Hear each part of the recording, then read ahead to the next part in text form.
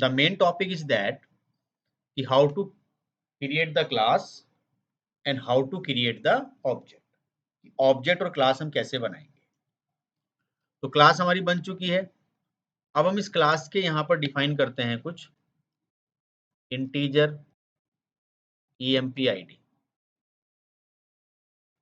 String emp name,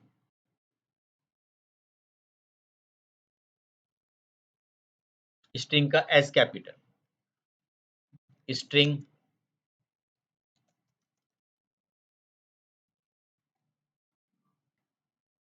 now यहां से float. तो 4 चीजें मैंने यहाँ पे होल्ड कराई, आप और भी ज्यादा होल्ड करा सकते हो। सो सबसे पहले मुझे क्या करना है, क्लास को लोड करना है। सो क्लास को लोड करने के लिए आपको क्लास का ऑब्जेक्ट बनाना होगा।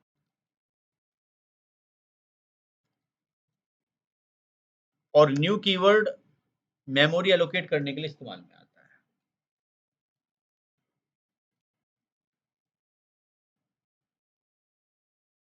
क्लियर। ऐसा करने पर आपका प्रोग्राम चलेगा तो, लेकिन कोई आउटपुट अभी आपको नहीं देने वाला।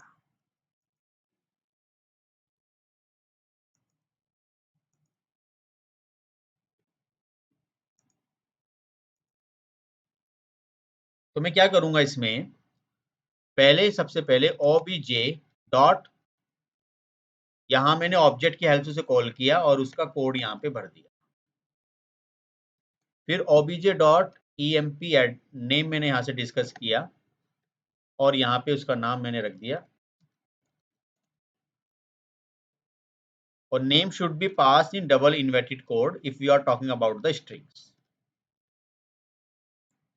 देन करना क्या है, obj डॉट एड्रेस,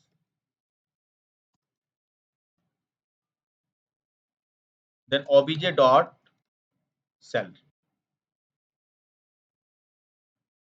क्लियर। अब वैल्यू तो मैंने असाइन कर दी ऑब्जेक्ट की हेल्प से। अब मैं क्या करूंगा, इसमें इनको प्रिंट करूंगा। प्रिंट करने के लिए, और यहां पे आप लिख सकते हो employ ID is obj dot, same इसी टाइप से आप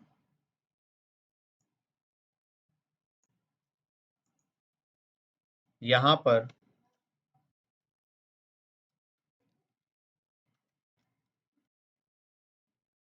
एम्प्लॉय नेम इज,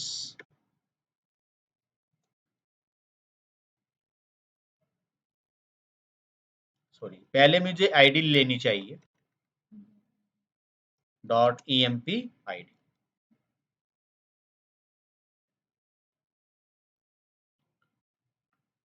और उसके जस्ट बाद में फिर मुझे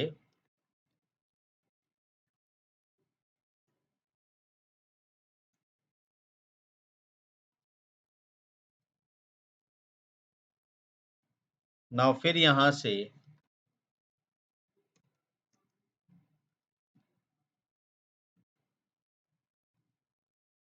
और obj dot, is that clear. तो ये अब हम जैसे इसकी आउटपुट यहां से लेंगे, तो अब हम काम किसके थ्रू कर रहे हैं, ऑब्जेक्ट। आपने ऑब्जेक्ट का बेनिफिट क्या हुआ, आपने क्लास का एक ऑब्जेक्ट बनाया। अब आपने फिर से डिसाइड किया कि सर हम क्लास का एक और ऑब्जेक्ट बना रहे हैं, लाइक obj2, करेक्ट। और मैंने obj2 में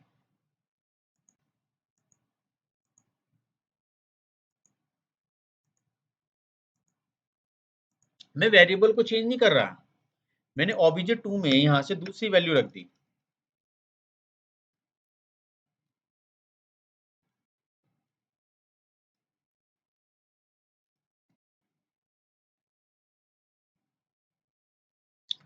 तो जब आप इसे रन करोगे तो देखिए हो क्या रहा है, अलग अलग ऑब्जेक्ट से आप क्लास की प्रॉपर्टियां जो दी गई हैं इनसे अलग अलग तरीके से बिहेव करवा रहे हो। दैट मीन्स ये अलग अलग तरीके से वैल्यू को होल्ड कर रहे हैं। तो that is the main benefit of the object, मतलब एक ऑब्जेक्ट से अलग वैल्यू होल्ड करवा के प्रिंट करवा दी, इन ऑब्जेक्ट से अलग वैल्यू होल्ड करवा के उसको प्रिंट करवा दी। अगर फिर अब हम क्लास और ऑब्जेक्ट की बात कर रहे हैं, अगर हम यहाँ करते तो एक इसमें अगर हम एक वैल्यू रखेंगे, पहली बात तो यहाँ डायरेक्टली इनिशियलाइजेशन नहीं होगा, आपको कंस्ट्रक्टर वगैरह की जरूरत पड़ेगी, मैं आगे बताऊंगा। तो आप एक वेरिएबल में फिर क्या करते, एक वैल्यू रखते फिर उसको प्रिंट करते, फिर दूसरी वैल्यू रखते। देखो ऐसे क्लास की कोई भी वैल्यू बाहर डायरेक्टली नहीं होगी। आप कहना चाहते हैं sir integer a equal to एक ये हो, फिर आपने कहा b इक्वल टू, हो क्या रहा है, ओवरराइटिंग हो रही है।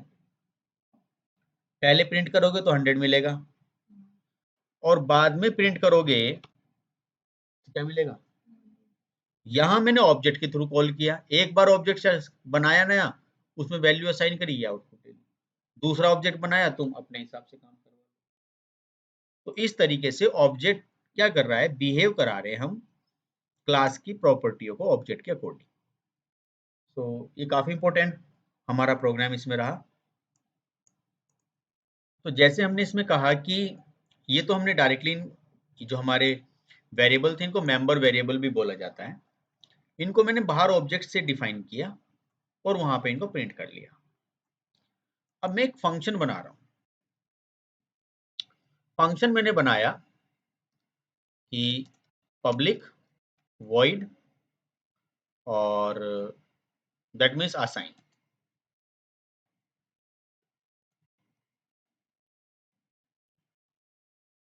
करेक्ट।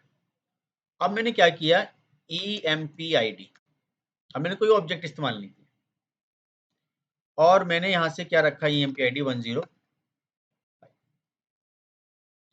emp नेम,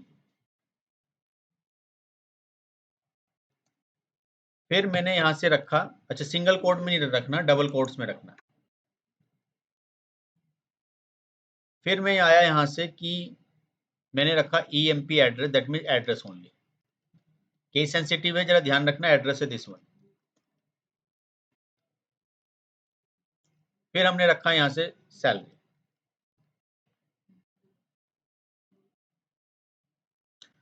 अब ये मैंने वैल्यू यहां पर रख दी, मैं क्या करूंगा, इस पर्टिकुलर चीज को प्रिंट करना चाहूंगा, तो मैंने फिर से क्या बना, पब्लिक है एक्सिस स्पेसिफायर, दैट मीन्स ये पर्टिकुलर फंक्शन मेरा कहीं पर भी कॉल हो सकता है। सो वॉइड डिस्प्ले, अब करना क्या है सर, ये सारी वैल्यू यहाँ पे प्रिंट कर दो, तो ये मैंने सब बनाए रखे थे पहले से, बस मुझे ऑब्जेक्ट को इसमें से हटा देना है कि मुझे यहाँ पे ऑब्जेक्ट की रिक्वायरमेंट नहीं है।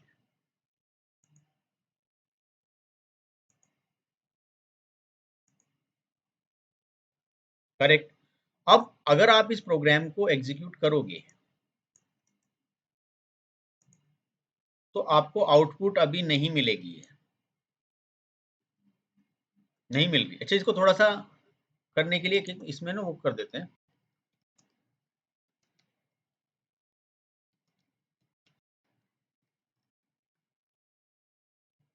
थोड़ा सा पता चले कि ये पहली आउटपुट है, ठीक है। इसी के बाद एक सेकंड और कर देते हैं ऐसे,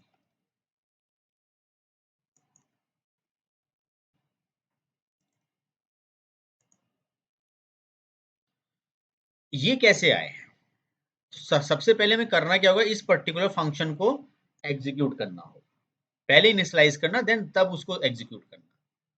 किसी भी ऑब्जेक्ट से कर लो, चॉइस आपकी है, सर obj1 से कर लो या obj2 से कर लो, ये खाली obj1 नहीं है। तो मैं यहाँ आया obj2 डॉट, कौन सा फंक्शन कॉल कर रहा हूँ सबसे पहले, असाइन, देन फिर मैंने क्या किया, obj2 dot display, right click, और यहां से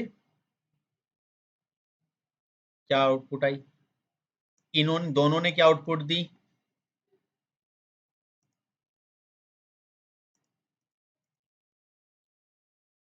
फर्क समझ में आया कि ये हैं हमारे variables, member variables of the class, जिसको आप क्लास की प्रॉपर्टियां बोल रहे हो। ये क्लास का एक मेथड है, फंक्शन है, जिसका रिटर्न टाइप कुछ नहीं है, उसका मतलब होता है वॉइड, और फंक्शन का जो एक्सिस स्पेसिफायर जो रखा है वो पब्लिक, ताकि ये फंक्शन क्लास से बाहर भी एक्सेस किया जा सके। इसका काम मैंने किया असाइन करने का, आप कुछ और भी कर सकते थे। देन फिर आपके पास डिस्प्ले आया, डिस्प्ले से आपने क्या किया, उसको डिस्प्ले करा दिया। देन फिर आपने यहाँ पर एक मेन फंक्शन बनाया। कंपाइलर सबसे पहले मेन फंक्शन को ही कॉल करता है, इसी वजह से मुझे इस क्लास के अंदर क्लास का ऑब्जेक्ट बनाना पड़ा, कि ताकि क्लास लोड हो, क्लास लोड होने पे वो यहाँ जाएगा। उसके बाद इस पर्टिकुलर जो मेरा जो क्लास है, इसके थ्रू वो क्या करेगा, यहाँ पे सब चीजों को असाइन कर रहा है, यहाँ पे देख सकते हो आप ये रहा। और इसी की हेल्प से फिर मैंने क्या किया, इन्हीं ऑब्जेक्ट की हेल्प से चीजों को प्रिंट करा।